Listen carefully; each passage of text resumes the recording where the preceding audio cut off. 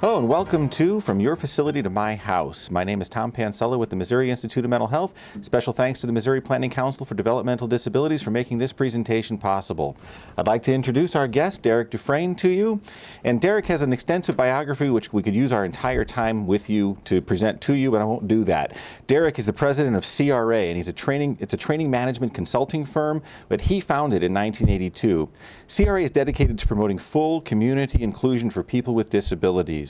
Derek's provided training and consultation for more than 40,000 people in over 48 states since 1982. Derek, thank you for joining us today. Thank you very much for asking me, Tom. So let's start a little background. How did you get involved in the field of disabilities? Well, I wish I could tell you that I was either struck by lightning, fell off a horse, or had some kind of a calling, but as my children often remind me, it took me 7 years to get my BA at 4 different schools, 5 different majors, and I graduated in the half of the class and made the top half possible. So I was not a stellar student and had started school, quit school, and at the time thought I was going to major in music. That didn't work out. And so I saw this ad in the paper and I thought I was going to be working for the Motion Picture Company of America, and instead I ended up at a state institution in Northern Virginia. And I started there in 1974 in a direct care role, and I worked with people in the institution that nobody else wanted to work with. We had people that had significant aggressive behaviors, people with self-stimulation, self-abuse, people that were severely aggressive, people that nobody thought could live in the community. And I started in direct care. That's essentially how I backed into the field 36 years ago. So, since you worked then in an institutional setting, talk a little bit about your work with people leaving institutions. Well, I need to make sure that this is not a white knight story, because one of the difficulties, the challenges, and the joys of my life has been that I've always been a true believer. So whatever I've done, I can't do half-assed. So when I worked in the institution, I was a true blue institutional advocate, believer, and did not see it possible for the people I was working with to live in the community. And in probably one of the most humbling things that ever happened to me, I was in the institution for 5 years. And under my tutelage, my direction, my leadership, and my vision, about 4 people moved to the community.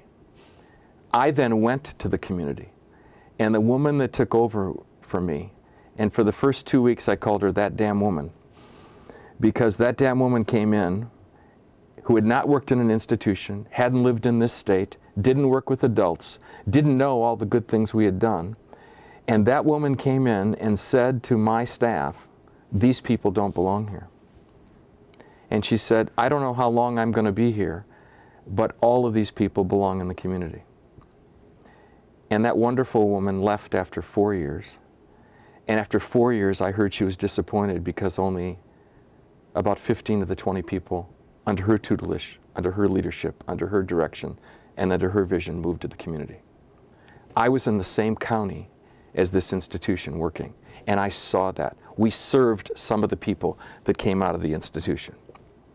So it was an incredible lesson for me, and I said to myself, I don't care how long I'm going to work in this field, but I'm never going to aim low again.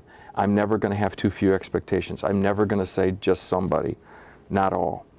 And so I backed into the community kind of as well, even though I applied for a job in the community. I had no idea what the community was like. And so that's how I ended up getting into the community myself. So I was deinstitutionalized myself. And I think that's a key part, because one of the things that happens in this discussion, Tom, is that people tend at times, I hope unwittingly, and I hope unnecessarily, either demonizing or attacking or belittling staff and or the people that love them and care about them. That isn't what this is about.